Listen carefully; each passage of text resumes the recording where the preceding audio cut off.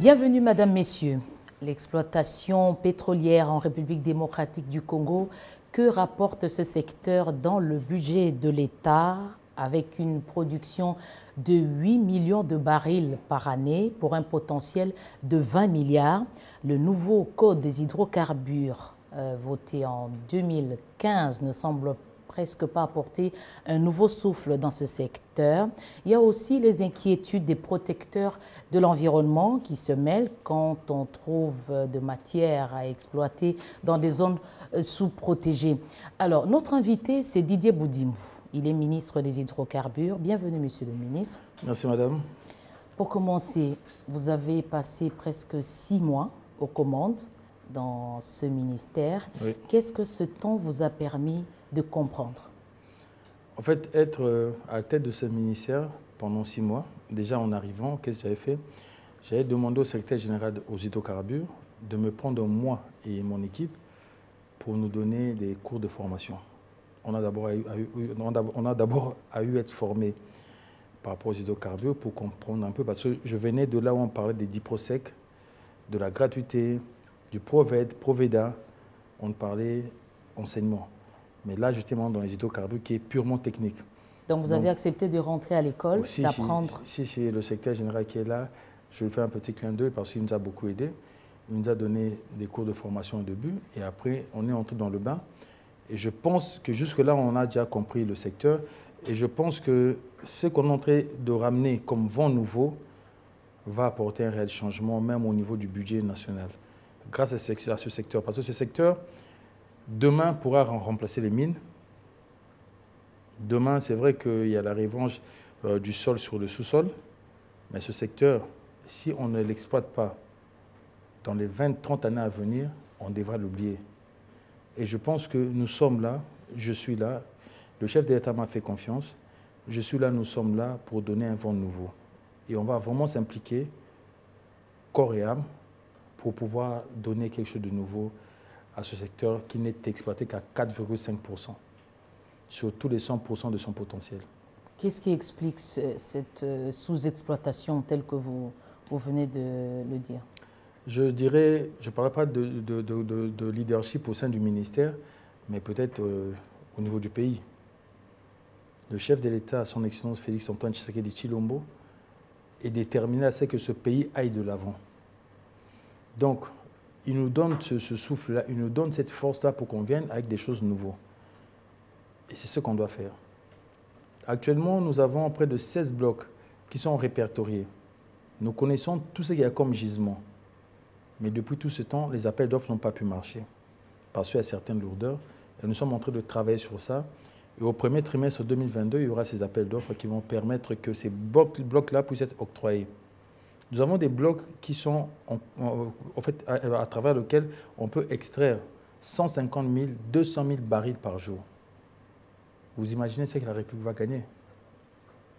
Donc nous sommes là, nous sommes déterminés, pas pour des intérêts égoïstes, mais nous sommes vraiment déterminés pour aller de l'avant. Oui, monsieur le ministre, là, vous venez d'annoncer un premier changement parce que selon les annonces que vous avez faites il y a quelque temps, en principe, c'était à la fin de cette année que les appels d'offres devraient être lancés. On n'a jamais dit ça, on a dit au premier trimestre de 2022. Qu'est-ce que vous avez rencontré dans le parcours pour que jusqu'aujourd'hui, ces appels d'offres n'ont pas été lancés? Il y a déjà tout ce qu'on appelle data, en termes simples, parce qu'on ne va pas commencer à sortir trop de termes pour compliquer nos frères congolais qui nous suivent. Parce que moi, j'ai dû apprendre ça pour comprendre ça. Il y a ces datas-là sur lesquelles on est en train de travailler. Parce que pour faire les appels d'offres, les majors ou toutes ces compagnies qui doivent venir pour pouvoir exploiter nos pétroles, ils doivent avoir les données. Donc, nous sommes en train de rassembler les données. À l'époque, la Sonahydraulique, avec quelques partenaires, ont eu à faire un travail remarquable où il y avait déjà des données. Mais nous sommes en train de les compléter. Et au fur et à mesure, d'ici là, le temps de finir, on pourra annoncer des dates. Par la volonté du chef de l'État, le gouvernement et du Premier ministre, son Excellence Sama Lukonde, le gouvernement nous accompagne. Et même dans la prévision par rapport à tout ce qui est budget, il est prévu un montant pour ces appels d'offres. Ces appels d'offres pourront faire un boom économique du pays. Parce que je vous dis, aujourd'hui, on est à 24 000 barils jour, mais si on calcule la part de Perenco et notre part, donc on est à moins de 12 000 barils jour. les hydrocarbures contribuent à hauteur de pratiquement 10% de l'économie nationale. Alors, imaginez-vous que nous puissions juste avoir 100 000 barils jour. Et c'est ça notre combat. Vous voyez ce que ça va faire par rapport au pays. Oui, mais ces chiffres-là de 24 000 sont vieux depuis des années. Perenco avance toujours ces chiffres, monsieur le ministre. Qu'est-ce qui se passe? Pourquoi ça ne change pas? Je l'annonce, bientôt, peut-être d'ici le premier trimestre ou semestre 2022, on pourra lancer des audits parce que c'est quelque chose qui est récurrent, c'est la population qui en parle, ce sont les parlementaires qui en parlent. Quand je passe à l'Assemblée nationale, on m'interpelle par rapport à ça. Mais ça devait vous interpeller vous-même aussi. Tout à fait, madame. J'ai fait un tour au niveau de Perenco à Mwanda et ce que moi j'ai vu que c'était correct. Mais vu que la population est en train de m'interpeller par rapport à ça, vu que le Parlement m'interpelle par rapport à ça, par rapport à l'exercice 2022, j'ai demandé un budget pour pouvoir auditer. Donc là, nous sommes encore en train de passer entre la commission ECOFIN du Parlement, tout ça, la commission budgétaire. Si j'arrive à avoir ça, parce que cet audit-là demande beaucoup d'argent, c'est en termes de millions. Si j'arrive à faire ça, à avoir ça, je pense qu'on pourra lancer cet audit et après, on pourra tous en avoir le cœur net. Mais jusque-là, quand on va à Perenco, quand on va à Mwanda, personnellement, je n'ai rien. Je suis allé sur leur tanker, bateau, tout ça. On a fait tous les tours possibles. On a essayé de vérifier avec les agents de l'OCC. Jusque-là, j'ai posé toutes les questions. Tout est correct. Mais maintenant, donc c'est l'audit qui vous permettra de dissiper le doute qu'il y a. Monsieur le ministre, pourquoi depuis tout ce temps, il n'y a que Perenco qui règne en maître dans ce secteur? Perenco n'a pas tous les blocs au sein de la République démocratique du Congo. Perenco du côté de Mwanda. Non, oui. Il a racheté ces blocs, il a racheté là où il est. Ça fait très longtemps. Ils sont des anciennes conventions. Ça fait très longtemps et ils font leur travail. Mais de l'autre côté, il y a eu des blocs qui ont été octroyés à certaines entités, à certaines entreprises qui n'ont rien fait, qui ont fait perdre du temps au pays. Depuis qu'on est là, on a déjà arraché 2 qui sont hyper importants comme blocs. On a déjà pris 2. On continue à prendre d'autres parce que je viens de lancer une lettre pour demander à tout détenteur de permis ou de contrat ou CPP des blocs à travers la RDC qui viennent vers nous, qu'on puisse analyser avec eux pourquoi on n'avance pas. Parce que quand on vous donne un bloc, c'est pour pouvoir l'exploiter. C'est ce que vous avez fait avec Dan Gettler? Nous avons dû répondre parce que ça fait plus de 10 ans qu'il détenait le bloc 1 et 2 au niveau du Graben Albertine et il n'en a rien fait. Mais qu'est-ce que vous répondez à ceux qui pensent que c'est un règlement des comptes parce que vous êtes allé à Paris chercher un arbitrage finalement? En fait, ceux qui pensent à un règlement des comptes, comme nous sommes dans un État démocratique, où nous avons un chef d'État qui était très démocratique, qui fait que les gens ont le droit de penser ce qu'ils veulent penser, mais dans les faits, dans la réalité, ça fait plus de 10 ans qu'ils ont eu ce bloc où ils n'ont rien fait. Ils ont évoqué des raisons qui justifiaient peut-être ce temps, vous les avez écoutés? En cas de force majeure, en 10 ans, nous sommes allés au niveau de l'arbitrage parce que nous demandons près de 200-300 millions de dommages à intérêts parce que la République a été lésée, la République a perdu beaucoup de temps et la République n'a rien gagné derrière ce contrat de partage de production. Et la République ne se mettra plus à genoux parce que nous avons un chef de l'État qui l'a décidé. Et nous, ces ministres, avec notre Premier ministre qui est notre leader, le premier warrior qui est devant nous, nous avons décidé de soutenir ce que le chef d'État a décidé. Et on va le faire, on va aller jusqu'au bout, on ne va pas se mettre à genoux. Ces blocs-là appartiennent à la République démocratique du Congo. Donc les Congolais doivent en profiter. Mais ça ne jette pas un discrédit, monsieur le ministre. Vous connaissez comment ça se chuchote quand vous êtes en procès face à tel ou tel autre investisseur. Est-ce que ça ne va pas filtrer auprès des autres qui vont refuser finalement de venir? On fait le tout au vu... C'est le climat des affaires, en fait. On le fait au vu aussi de tout le monde. Et je pense que le climat des affaires est beaucoup plus dérangé quand on voit que l'État est laxiste, que l'État accepte tout, que l'État est prêt à tout perdre. Là, ça pose problème. Mais là, on voit que quand les gens veulent bien travailler, on va bien travailler. Quand on voit quelqu'un qui fait perdre 10 ans à la République démocratique du Congo, 10 ans où ces blocs-là, où le potentiel est calculé en milliards de barils, auraient pu changer l'économie de ce pays. Mais non, nous devons prendre nos responsabilités et pouvoir changer la réalité des choses. Jusqu'où vous êtes prêt à aller si l'État perdait la face, par exemple? Je vois mal que l'État perde la face parce que l'État est dans ses droits. Donc, cette option-là, je ne l'ai pas. Parce que je vois mal l'État perdre sa face parce que l'État est dans ses droits. Donc, ce n'est pas une course chasse à la sorcière? Non, pas du tout. Pas du tout. Alors, là, vous récupérez. Alors, qu'est-ce que vous nous expliquez sur ce qui se passe, par exemple, dans le lac Albert, où il y a des voisins qui sont déjà dans l'exploration, au moment où la RDC ils sont en train de tout mettre. Hésite toujours, monsieur le ministre. Sincèrement, qu'est-ce qui se passe? Ils sont en train de tout mettre en place. Je pense que ce que je viens de dire il y a quelques secondes donne la réponse à votre question. Parce que de l'autre côté, là vous parlez de l'Ouganda sûrement. Oui, l'Ouganda. Il y a Total qui est en Ouganda. Total est arrivé, je pense, après Capricard, la société de M. Dan Gettler. Ils sont arrivés après, mais eux arrivent à avancer. Pourquoi chez nous, on n'avance pas? D'où nous prenons ces mesures pour que nous puissions maintenant avancer. D'où nous sommes en train de voir à qui octroyer ces blocs pour que nous puissions réellement avancer, que nous puissions réellement profiter et gagner sur le potentiel que Dieu, notre Seigneur, nous a donné par rapport à ça.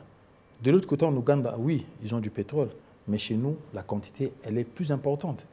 Comment vous expliquez qu'eux, ils ont pu avancer aussi rapidement? C'est la question que je vous pose, monsieur le ministre. Oui, mais quand ça s'est passé, ni moi j'étais ministre, ni le chef de l'État était président de la République. La continuité de l'État? Oui, on assume, c'est pour ça qu'on change les choses. On assume, on change. Parce que si on n'assumait pas, on n'allait pas changer. Quoi? On assume la continuité de l'État. Nous avons trouvé un système, nous avons trouvé des choses qui n'étaient pas bien faites. Nous sommes là. Il y a des rétrocommissions. Vous pouvez nommer des choses que vous avez observées qui ont retardé le processus, par exemple? Non, madame, je ne suis pas dans ça. On ne parlera pas de ces histoires-là parce que la justice est en train de faire son travail et nous, nous observons. Je suis membre du gouvernement. Je ne suis pas là pour devenir monsieur le juge. Je suis ministre des hydrocarbures. Je ne parlerai pas des rétrocommissions. S'il y a eu ça avant, je n'en parlerai pas. Oui, mais vous risquez de tomber dans les mêmes erreurs si vous n'arrivez pas à nommer... On ne tombera pas dans ça parce qu'aujourd'hui, la pulsion, elle est différente. La pulsion, elle est différente. Le leadership est différent. Nous sommes là pour changer les choses et nous sommes en train de le faire à nos risques et périls. Parce que ne pensez pas que c'est facile de casser ces genres de contrats ou de retirer ces genres de permis. Ne pensez pas que vous le faites, vous partez, vous dormez tranquillement chez vous. Vous êtes menacé, monsieur le ministre? Je ne dirais pas. Qui peut se permettre de menacer un membre du gouvernement des Warriors? Un ministre de Samalou Kondé, vous allez le menacer? Un ministre du chef d'État? Parce que vous évoquez la difficulté qui a touché à je le dis parce que ce sont des réalités. Intérêts. Ce sont des réalités. Et dans tout ça, on parle en termes de millions. Mais nous prenons des décisions courageuses pour le bien de la nation. Et je pense que tant que journaliste, vous devez nous accompagner, nous soutenir dans ce que nous sommes en train de mettre en place. Parce que ce n'est pas facile. Ce sont des choses qui ont perduré et que nous devons changer. Oui, peut-être qu'on va commettre des erreurs pendant notre parcours. Mais soyons sûrs que la détermination est là, on va réellement changer les choses. Vous avez cité Total, qui est déjà en avance du côté de l'Ouganda, monsieur le ministre. Pourquoi tous ces géants ne traversent pas pour venir chez nous? Qu'est-ce qui les rejette? Qu'est-ce qui les repousse? Nous avons trouvé en place que, c'est vrai que nous avons la loi sur les hydrocarbures de 2015 et puis le décret de 2016. Nous avons tout ça comme instrument pour pouvoir travailler, mais nous avons quand même trouvé des lourdeurs dans ça. J'ai eu une discussion quand on était à Dubaï, avec Total. Quand on était à Dubaï, on a discuté avec Total. Et j'ai compris que Total s'est retiré du bloc 3 à cause de ces lourdeurs. On a discuté, je les ai invités. Les lourdeurs administratives? Oui, et puis il y a trop de taxes, il y a trop d'argent qui sont devant. Au fur et à mesure, nos lois ne permettent pas que les majors, que les grandes entreprises puissent venir s'installer ici.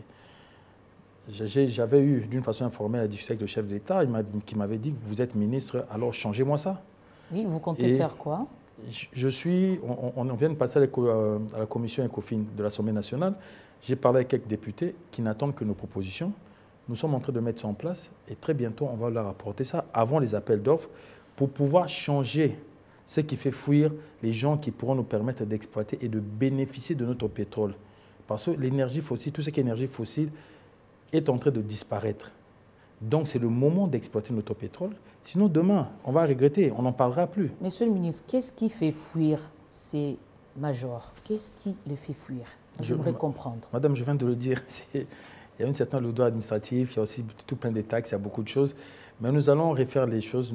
Je ne dis pas que ceux qui ont fait les lois passées ou les lois actuelles sur lesquelles, parce qu'on est en train de travailler par rapport à ces lois-là, je ne dis pas qu'ils ont raté ou quoi que ce soit, non.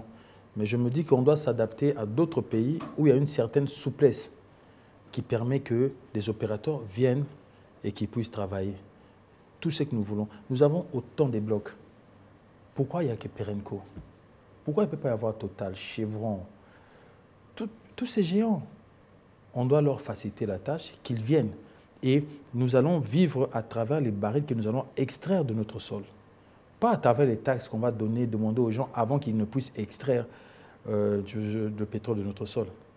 C'est aussi question de souveraineté, Monsieur le ministre. Je traverse du côté de l'Angola, où on dit sur le plateau continental, l'Angola est déjà en avance avec des équipements en train d'exploiter et la RDC n'a que sa beauté à donner au monde. C'est une situation inacceptable, Monsieur le ministre. Comment vous gérez ce dossier qui est presque de l'humiliation? Vous avez parlé de la continuité de l'État.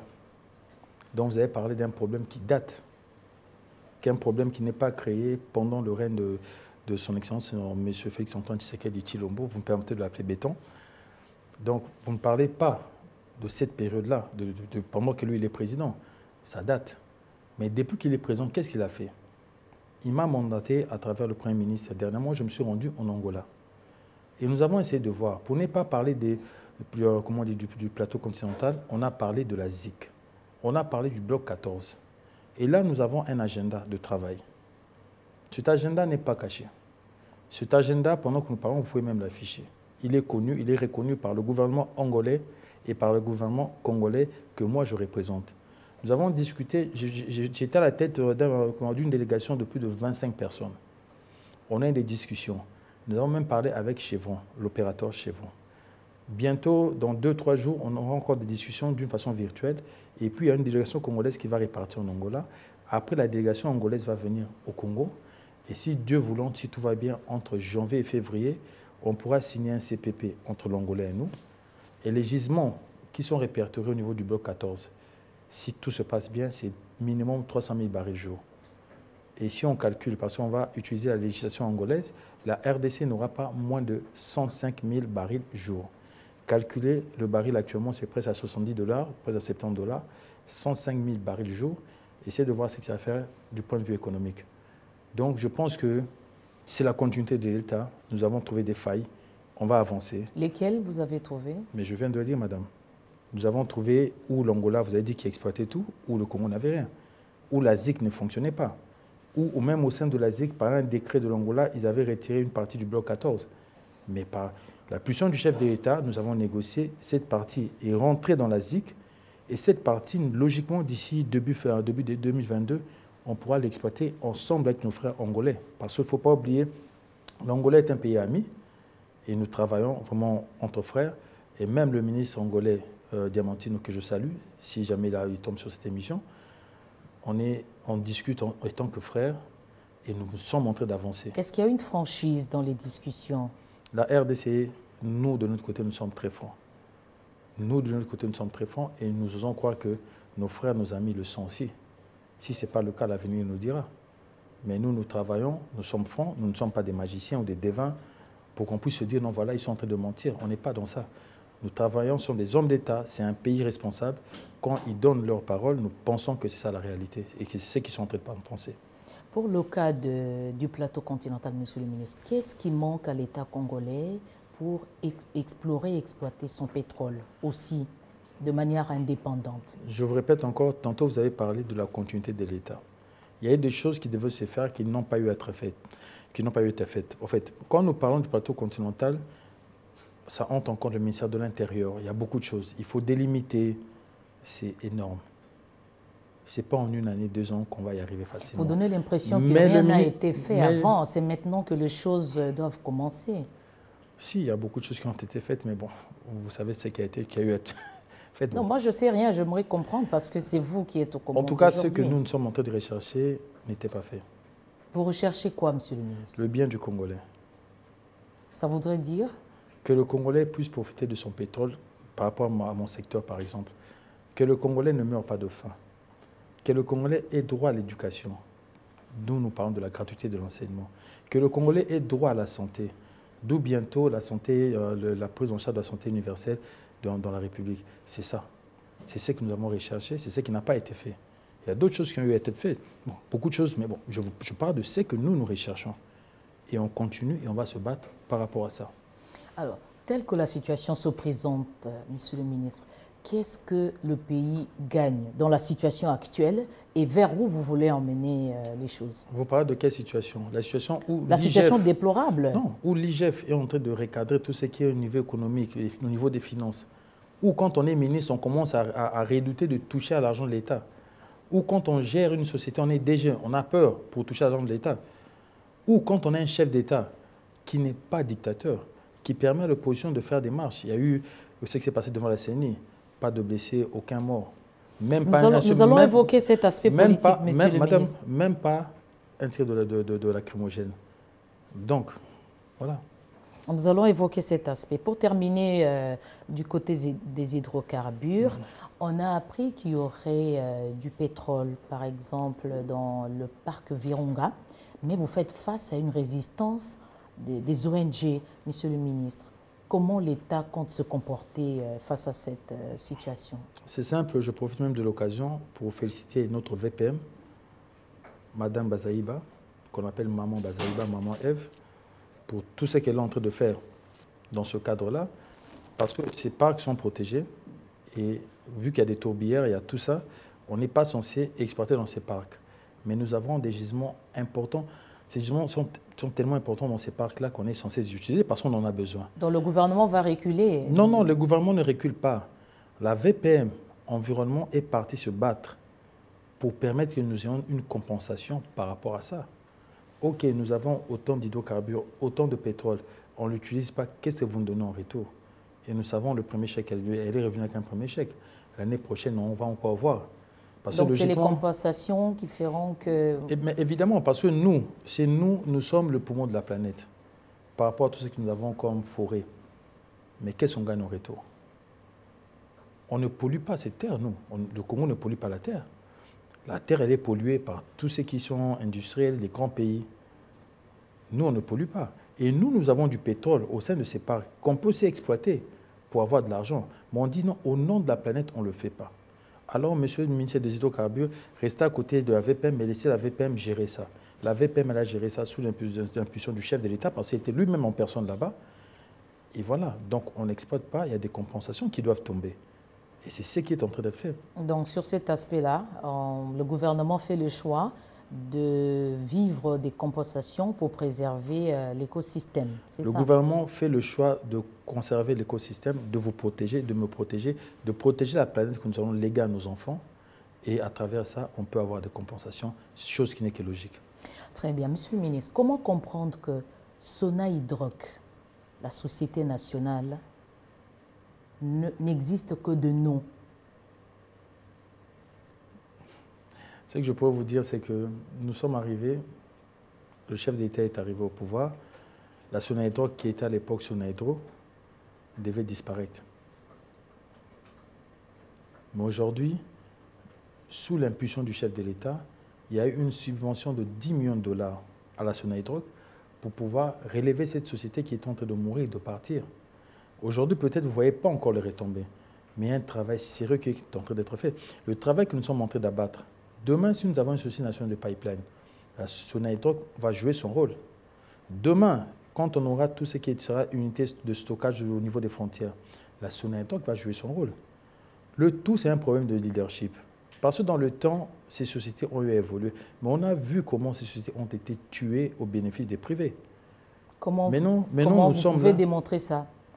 Mais dites-moi comment la Sonahydrac n'existait plus à un certain moment.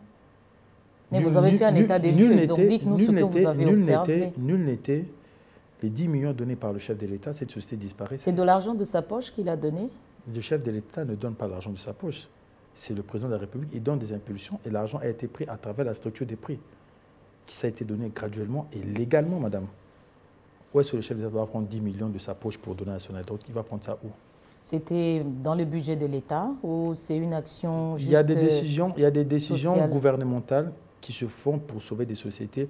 Et quand l'impulsion est donnée, quand le gouvernement accepte, c'est fait. C'est passé en Conseil des ministres, le Conseil des ministres a entendu, le Conseil des ministres a accepté et la décision a été prise. Aujourd'hui, la Sonahydrac, grâce à ces 10 millions de dollars, vous pensez qu'elle ne fonctionne pas, mais aujourd'hui, elle est en train de fonctionner. J'ai fait un tour au niveau de la Sonahydrac, j'ai même dû donner des bus, donner les moyens de transport personnel. Ils avaient des arrêts de plus de 20 mois, mais je pense qu'ils ont quand même pu rattraper beaucoup. On dit qu'il y a encore presque 12 mois à Kinshasa. Derrière le salaire et un peu plus à l'intérieur. Il y a un travail, vous avez dit c'est la continuité de l'État. On ne peut pas redresser ce qui a été tué pendant plus de 18, 20, 30 ans en 2 ans, 2 ans et demi. Donc, c'est la continuité de l'État. L'État travaille pour qu'on puisse y arriver. La ministre du portefeuille actuelle, c'est une dame, maman Adèle. Elle est très dynamique. On voit ce qu'elle est en train d'abattre. Et je pense qu'avec cette dynamique, elle, moi, qui suis la tutelle technique, et le DG qui est là aussi, et j'espère qu'il sera reconduit, il y a moyen de changer les choses. Donc, vous allez finalement redéfinir cette société pour qu'elle réponde à la mission première qui correspond à la taille du pays. Monsieur le ministre, nous avons suivi aussi un certain temps des suspensions en cascade de retrait, comment vous appelez ça, de contrats de fourniture, notamment au Katanga. Cette affaire a disparu. Est-ce que l'État a retrouvé ses droits? Est-ce que ces sociétés ont repris du service ou c'était juste du tape à l'œil? Non, rien n'a disparu. Il y a eu un problème au niveau du Katanga, il y a eu de la fraude. L'IGF est descendu sur place avec le DG de la DGDA, avec le ministre des Finances, ils ont constaté une fraude. Avant qu'eux ne descendent, je pense que 3-4 mois après, non, 5 mois, parce que c'est quand je viens de prendre les fonctions, en fait, la première province où j'ai posé mes pieds, c'était le Katanga avant de faire Mbujimayi et Kananga. Je suis arrivé au Katanga et j'ai déploré ça. C'est quoi la motivation du choix de poser d'abord les yeux sur le Katanga? Non, c'est la RDC. Et comme je suis de l'Ouest, comme le pétrole est produit à l'Ouest, donc au Congo central, je trouvais que ça aurait été maladroit qu'un ministre originaire du Congo central commence par aller au Congo central. Donc j'ai préféré aller au sud, au Katanga. Mais je suis arrivé, il y a des images. On a vu des chèvres sur des camions citernes. Donc on a tout vu, et puis on a vu que le système était mal protégé, que l'État perdait beaucoup d'argent. Je suis rentré, j'ai fait une note au Premier ministre, on a même eu à parler de ça. Après, il fallait maintenant attendre qu'il y ait une réaction. Au final, l'IGF, le ministre des Finances et le DG de la DGDA se sont rendus sur place. Ils ont trouvé qu'il y avait un manque à gagner pratiquement de 54 millions de dollars que certains opérateurs devaient à la République. Ils ont pris des mesures qui étaient très fortes et ils m'ont écrit pour me demander officiellement de suspendre certains permis. L'argent a été restitué, monsieur le ministre? Au moment où nous parlons, à SEC Justa, je pense qu'il y a déjà 6 sociétés qui sont en ordre. Et comme nous étions là-bas encore dernièrement, il y en a qui ont promis d'ici le mois de janvier, parce qu'il y avait quand même un moratoire de 3 mois, pour pouvoir se mettre en ordre. Donc on ose croire, on espère qu'ils vont se mettre en ordre. Mais hormis ça, la société dont vous avez parlé tantôt à Sonaïdroc est tentée de travailler pour reprendre le monopole et le leadership au niveau du Katanga, en termes de fourniture pétrolière. Il y aura des unités de stockage qui vont être créées très très bientôt à travers cette société-là. Très très bientôt, 2023 déjà. Une construction peut prendre le temps que ça doit prendre, parce que, comme on dit en lingala, ça doit prendre le temps que ça doit prendre. Quand on veut faire quelque chose, il faut se fier au temps et puis qu'on puisse avancer. Le plus important, c'est de commencer et on va commencer très rapidement. Monsieur le ministre, il y a aussi cette affaire du gaz méthane dans le lac Kivu. Nos voisins sont déjà sur ce dossier. Le Congo tergiverse. À quoi vous vous attendez? Le drame ne s'annonce pas. Qu'est-ce que le gouvernement que vous représentez compte faire pour finalement toucher à ce dossier? Je pense qu'il y a un peu d'incompréhension, mais je pense aussi que c'est tellement technique que beaucoup de gens maîtrisent un peu mal cette histoire. S'il faut parler de drame, on parle du dégazage. On doit sortir le CO2, tout ce qui est gaz toxique. Justement, j'évoquais le dégazage. Oui, parce que comme vous avez parlé du gaz méthane... Non, pas pour l'énergie, pour sauver les vies. Oui. Le gouvernement, cette histoire, ça a été, en fait, depuis plus de 10 ans, la République démocratique du Congo est au courant de ça. La République n'a rien fait. Mais depuis que le chef de l'État, Félix-Antoine Tshisekedi Tshilombo, est là, il y a déjà ce qu'on appelle la structure pilote qui a commencé pour dégazer. Et là, la facture du professeur français, parce que ce n'est pas un petit, c'est un grand monsieur, c'est lui qui a dégazé au niveau du lac Nyosh, au Cameroun, qui avait fait plus de 1800 morts. C'est lui qui a fait un bon travail là-bas. Et c'est lui qui est en train de faire le travail chez nous ici. Est-ce que ce travail a commencé, monsieur le ministre? Ce travail-là est en cours. Le budget était de près de 6 millions de dollars. La République démocratique du Congo a déjà décaissé 2 millions de dollars. Et je veux vous l'annoncer, ce n'est pas le ministère des hydrocarbures qui gère cet argent-là, ça passe par le BCECO. Et c'est le BCECO qui paye la société du professeur directement. Mais il y a des procédures.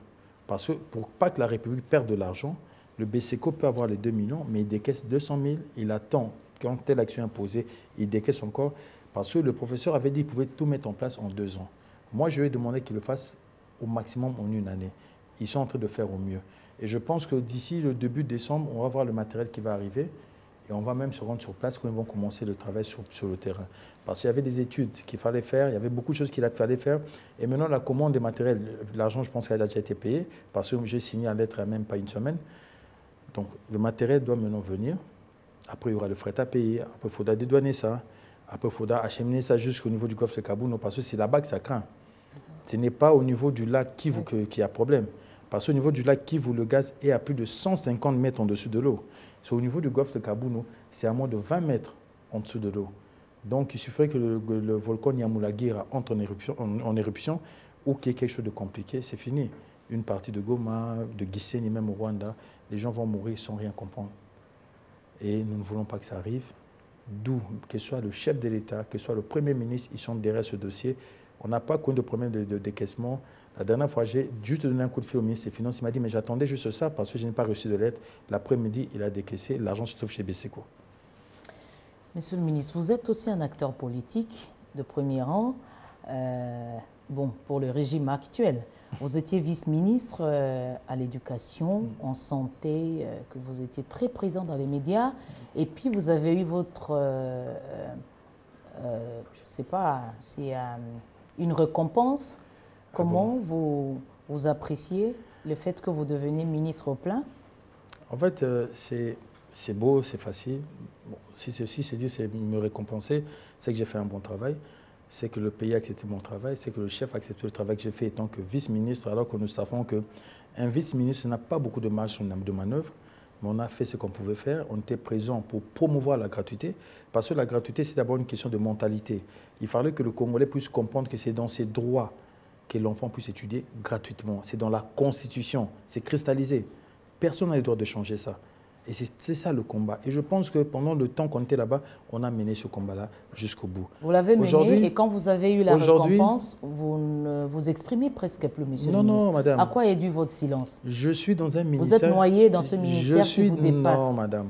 Je suis dans un ministère très, très, très technique et je n'ai pas de vice-ministre. Et ce n'est pas un ministère où on passe à la télévision pour essayer je ne sais quoi. Et moi, je suis quelqu'un, je passe pour soit sensibiliser ou pour donner des résultats de ce que je viens de faire. Aujourd'hui, je me suis permis de passer dans votre émission, peut-être je passerai pendant 2-3 émissions, c'est pour donner les résultats de ce qu'on a fait durant les 6 mois. Si on n'a rien à dire, il vaut mieux se taire. Là, on a à dire. On sait qu'on a fait des choses, on sait qu'on a pu avancer, on est fiers de ce qu'on a pu battre. Que ce soit moi et mon équipe et même le secrétaire général, on a fait le travail qu'il fallait. Au niveau de l'EPC, c'était différent. Il fallait promouvoir la gratuité. On devait vous connaître ou non, non, madame. On devait connaître la gratuité. On devait parler de la gratuité. On devait se rendre compte que la gratuité est bénéfique pour tous. On devait se rendre compte que les enseignants avant gagnaient $40 et quand ça fait que Antoine Tshisekedi Tshilombo, ils étaient à $160. On devait connaître qu'il y a eu plus de 87 000 non payés qui ont été payés.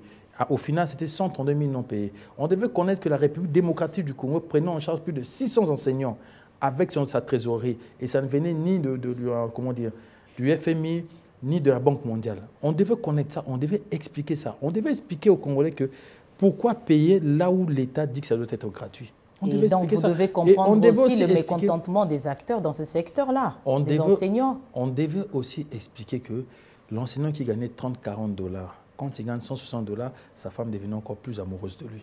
Tout ça, on devait expliquer ça à la population. Et c'est ce qu'on a eu à faire. Et je pense que la population a pu connaître quand même le vrai sens et le bien de cette gratuité que je continue à soutenir, même si je ne suis plus à l'EPST. Et je sais que mon collègue Tony Mwamba fait du bon travail. Il se bat parce que ce n'est pas un secteur facile. Et à notre époque aussi, on s'est battu contre les syndicalistes à un moment. Mais ce sont nos partenaires. Il y a des choses que vous regrettez à l'époque que vous avez faites, qu'aujourd'hui vous n'êtes plus prêt à faire? Non, parce que je pense que j'ai tout fait quand on a mes consciences. Je l'ai fait pour ce pays. Je l'ai fait pour léguer à mes enfants, à mes petits-enfants, un système éducatif pensé pas par moi, pas par le chef d'État, mais pensée par ceux qui ont mis en place la Constitution, qui est la gratuité de l'enseignement au niveau primaire. Donc je me suis battu pour ça et pour moi c'était le bon combat. Et si pour vous j'ai été récompensé, je pense que je l'ai mérité. Mais je pense que ça n'a rien à voir. C'est une question de compétence, de confiance. C'est une question de... Voilà, je suis là. On verra bien à la fin de mon mandat aux hydrocarbures, c'est que je donnerai, c'est que je laisserai. Vous suivez ce peuple, vous suivez les plaintes de ces populations qui déchantent aujourd'hui, qui pensent que, au bout du compte, on ne trouve pas ce que le peuple devait avoir. Ça, c'est à travers les médias. Vous les rencontrez dans les rues? Les gens que vous côtoyez vous disent autre chose? Madame, c'est à travers les médias. Pourquoi je dis ça? Je ne dis pas que la situation est facile. Non, c'est faux, la situation n'est pas facile. La situation, elle est dure. On le sait. Le chef du gouvernement, le Premier ministre le sait. Le chef de l'État le sait. On se bat pour l'améliorer. Pensez-vous qu'une maison construite telle qu'elle est là, vous pouvez la détruire en une journée, en 2 jours, vous la détruisez. Mais pour la reconstruire, vous savez le temps que ça va vous prendre. Vous venez avec des bulldozers, vous faites tomber cet immeuble ici. Mais il faut reconstruire, il faut donner le temps qu'on puisse creuser. Mais vous n'avez pas donné, du temps à vos prédécesseurs et vous, après vous demandez du temps après aujourd'hui. 18 ans, après 32 ans, après... Non, non. Être aux affaires, ça vous a permis de comprendre qu'on a besoin du temps pour construire. C'est juste une question, monsieur le ministre. Quand on parle de temps, on ne parle pas de 18 ans. Non. Après 18 ans, on doit avoir des retombées. Le gouvernement de Ouattara, on n'a que 6 mois, il y a quand même des retombées. Mais comment comprendre les erreurs commises par ceux qui ont passé 18 ans continuent à se répéter aujourd'hui? Non, non, quelle erreur? Lequel, par exemple? Mais vous évoluez dans cet environnement. Moi, je n'ai pas de réponse à vous donner, c'est juste une analyse. Vous décriez le temps que ceux qui vous ont précédés ont passé. C'est dans les médias. Mais les gens s'expriment, les médias, c'est juste un moyen d'expression. Il faut aider le peuple. Le chef de l'État est arrivé au pouvoir dans le contexte que vous connaissez après ces élections. Après qu'il ait gagné ces élections, il y a eu des contestations parce qu'il y a d'autres qui ont des intérêts qu'eux seuls cherchent, ça on le sait. Il y a eu cette coalition. J'étais dans cette coalition. On passait des conseils des ministres, mais je ne vous dis pas le climat qu'il y avait là. Je ne vous dis pas, et je peux même me permettre de le dire, le chef de l'État ne pouvait même pas rater un seul conseil des ministres parce que quand il le ratait, il y avait des pièges derrière. Il devait diriger tout. Aujourd'hui, le chef d'État n'est pas en plein conseil des ministres. On est avec le Premier ministre, le chef est tranquille. Nous, membres du gouvernement, nous sommes tranquilles. Il y a eu ce combat-là. Donc, le chef avait le pouvoir, mais il y avait d'abord ce combat-là qui était politique, qui fait qu'on ne pouvait peut-être pas travailler comme on le voulait. Maintenant, il y a le nouveau gouvernement qui est là. Il y a cette détermination. On voit déjà ce qui se passe en termes de budget. On voit tout ce qu'on a comme réserve au niveau des devises. Mais vous allez me dire, les réserves, oui, c'est en termes de chiffres, est-ce que le Congolais le mange? Non, il ne le mange pas encore. Je viens vous dire quelque chose. On casse cet immeuble aujourd'hui, il disparaît. Pour le construire demain, nous devons d'abord creuser. Pour mettre les fondations, c'est ce qui est en train d'être fait. Après, on doit mettre les barres de fer. Même, mais je le dirais en ligne, la maison, elle n'existe plus. Vous n'avez rien trouvé? Non. Vous repartez à zéro? Ruine totale. Vol, tout ce que vous savez. Tout ce que vous savez qu'on ne va pas se mettre à dire ici. Je suis membre du gouvernement, je ne vais pas entrer dans tout ce qui est dans les caniveaux. Non, ça je ne le ferai pas. Mais vous savez, il ne faut pas préparer peut-être une campagne électorale 2 ans avant pour essayer de détruire le mental du Congolais, pour que le Congolais pense que ce pouvoir ne fait rien pour lui. Mais c'est faux. Ce pouvoir a apporté la gratuité de l'enseignement. Ce pouvoir a permis à nos opposants, l'honorable Afayoul par exemple, de faire ses marches comme il le fait. À l'époque, il était tapé, il n'était pas bien. Mais aujourd'hui, il fait ses marches. Peut-être que bon, on le prend pour le sécuriser. Aujourd'hui, nos opposants peuvent marcher en paix. Aujourd'hui, aucun opposant n'est visé pour être tué. Aujourd'hui, on sait être à l'aise et dire que Nalingara Fachité. Mais ce sont des avancées énormes. Mais le président n'est pas un dictateur, vous l'avez dit. Aujourd'hui, à l'époque où dans ces régimes, où comme notre allié Moïse Katumbi ne pouvait pas rentrer au Congo, aujourd'hui il est au Congo, il est à l'aise, il prend son jet, il vient à Kinshasa, il rencontre les gens, il fait ce qu'il veut. Ce sont des avancées énormes. Mais laissez-nous construire, laissez-nous travailler. Il reste combien de temps, monsieur le ministre, pour ce mandat? Je pense que jusqu'en 2023, pour mon mandat, deuxième mandat jusqu'en 2028, je pense qu'on a assez de temps jusqu'en 2028. Parce que je pense que le peuple est conscient qu'en un seul mandat, on ne va peut-être pas arriver à tout ce qu'on a promis. Donc on aura besoin, le chef d'État aura besoin d'un second mandat. Et c'est ce que nous allons mettre en place. Et nous allons le battre. Et je sais que la population congolaise, elle est consciente. Vous avez vu l'accueil du chef dernièrement? Vous avez vu, madame? Et vous pensez que si ce monsieur-là, si ce chef d'État n'était pas aimé, il aurait pu avoir autant de gens à Kinshasa? En 2023... Vous avez vu la marche d'opposition, leur truc, quand ils sont partis devant la CENI, il n'y avait même pas 500 personnes. Vous avez les images, non? En 2023. Vous avez les images. Il faut aussi les diffuser. J'aimerais que pendant que nous sommes en train de discuter, que dans l'arrière-plan, vous mettez l'arrivée du chef de l'État et vous mettez ce qui vient de se passer devant la CENI. Et vous allez comprendre que le chef de l'État est aimé parce qu'il fait un bon travail. Voilà. En 2023, vous comptez sur quoi pour battre ceux qui peuvent être des challengers? On a Moïse Katumbi, on a d'autres qui se prononcent aussi bien qu'ils sont dans la coalition. Vous comptez sur quoi? Déjà, le chef, s'ils sont ici au Congo, c'est grâce à lui. C'est lui qui avait décidé de lever des mesures qu'ils ont empêché, je cite peut-être Moïse Katumbi, d'être là. Donc nous, on est démocrates. Donc ça voudrait dire, comme c'est lui qui les a ramenés au pays... Le peuple va décider, le peuple n'est pas dupe. Le peuple n'est pas dupe. Comme on dit, Congolais Azobate. Le peuple n'est pas dupe. Le peuple sait. Il sait qui est qui. Nous, c'est notre allié. Je ne peux parler de lui que d'une façon respectable, mais je dis que le peuple n'est pas dupe. S'il sera candidat en 2023, à ce que je sache, s'il n'est pas encore déclaré, il le sera. Mais nous, moi étant qu'autorité morale de l'opposition du Congo, aller de l'UDPS... Votre parti politique a-t-il des élus dans les assemblées? Non, on n'a pas pu avoir des élus. On n'a pas pu avoir des élus. Mais voilà, on pourra les avoir. Parce qu'on sait, voilà, on pourra les avoir. Vous travaillez sur ça? Nous travaillons énormément sur ça. Et nous avons déjà notre candidat président de la République. Quels sont vos rapports avec le parti présidentiel? L'UDPS. L'UDPS, c'était d'abord la maman de l'opposition à l'époque, parce que tous les partis nés de l'opposition sortaient du ventre de l'UDPS. Aujourd'hui, l'UDPS, c'est notre maman au sein du pouvoir. Nous sommes allés de l'UDPS et voilà.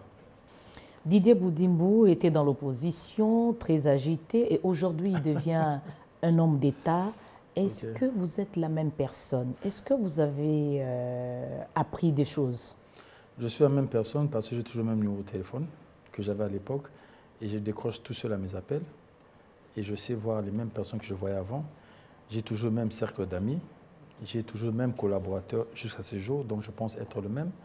Et qu'est-ce que j'ai appris? J'ai appris que nous avons l'IGF aujourd'hui qui fait peur. Alors qu'à l'époque, quand on parle de l'IGF, c'était une structure qui était même liée à la présidence, mais qui ne faisait pas ce qu'il devait faire. Ça, c'est de un. Et puis je viens encore d'apprendre aujourd'hui qu'un membre du gouvernement qui rentre de mission, je parle de la VPM F. Bazaïba, qui fait rapport de tout ce qu'elle avait dépensé en termes financiers. Donc la redevabilité. Oui, ça j'ai appris. Ce sont des choses qui n'existent pas. Mais le président de la République l'avait fait déjà. Hein? Voilà. C'est un bel exemple. Donc la pulsion vient de lui. Ce sont des choses que nous apprenons et ce sont des choses que nous allons rendre pérennes pour faire avancer ce pays. Il n'y a pas très longtemps, il y a quelques jours, il y a un rapport publié, on appelle ça Hold Up. Ouais. Vous êtes acteur politique. Quelle est la lecture que vous faites? Est-ce qu'il s'agit d'un acharnement? Pourquoi ce rapport est publié en ce moment-ci? Le problème, c'est que je me dis, parce que je pense qu'il y a des enquêtes qui sont lancées, je ne peux pas trop me prononcer sur ce dossier, mais il y a une réalité, c'est que s'il y a eu des tournements, s'il y a eu tout ce qu'on nous a exposé là, il faut qu'il y ait des sanctions. Et ça doit suivre. Et je pense que le gouvernement ne laissera pas passer. Mais après ça, j'ai une autre façon de voir les choses. Je n'aimerais pas que ce soit une préparation professionnelle, parce que nous savons comment les médias sont. Ils viennent, ils lancent Kabila ça. Demain, ils vont dire, bon, il n'y avait pas que Kabila, il y avait encore ça. Et puis demain, ils vont essayer de saper notre régime, le chef de l'État ou notre gouvernement. Il faut faire très attention. Je pense qu'il y a l'action judiciaire qui a commencé, qui doit commencer, qui doit suivre son cours. Mais moi, je vois le tout avec beaucoup de pincettes parce que c'est pour ça que c'est à vous de faire ce genre de travail. Vous qui êtes journaliste du Congo, qui maîtrisez notre pays, avec l'état de droit actuel, vous pouvez bien le faire. Mais justement, c'est quelle crédibilité qu'a un tel rapport? Parce qu'on a comme l'impression que la classe politique l'a rapidement capté. Non, la crédibilité de ce rapport, en fait, c'est une dénonciation, on peut dire ça. Et ça permet à la justice de se saisir pour vérifier si ce qui a été dit est vrai. Mais entre autres, politiquement, ça peut aussi être pour déstabiliser. Mais bon, pour moi et pour vous, vous le savez, et pour le peuple congolais, déstabiliser le régime passé de Kabila, ça a quel intérêt? Il s'est déstabilisé tout seul. Il s'est fait détester de Congolais tout seul. Donc, moi, dans ma façon de voir, je réfléchis. Je dis, ils nous ont dit pendant 1 mois, ils vont nous éclairer. J'attends jusqu'à la fin. Tous les rapports qui vont sortir, j'attends. Et on verra s'il y a un piège derrière. Et là, on va dénoncer. Là, on comprendra. Parce que nous savons, ceux qui manipulent ces médias-là, nous savons comment leur façon d'agir. On le sait. Donc, si c'est dans ce genre d'agissement, on verra ce qui va se faire. Donc, vous pensez que ce n'est pas pour des médias occidentaux qui veulent tout simplement jeter du discrédit sur une famille politique ou un camp politique. Donc, vous prenez ça avec beaucoup de réserve, si je vous ai bien compris. Je pense que, tel que je suis en homme politique, là, je ne parle pas étant que ministre, mais je parle étant que leader de mon parti. Il m'arrive que, dans les faits, actuellement, je ne sais pas le diriger par rapport à l'incompatibilité.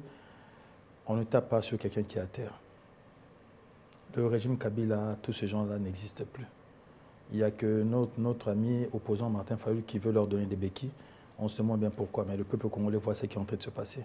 Ces gens-là n'existent plus. Ça, c'est votre lecture, hein? C'est la lecture générale. Par rapport à ce qui s'est passé, ces gens-là ne sont plus en train d'exister.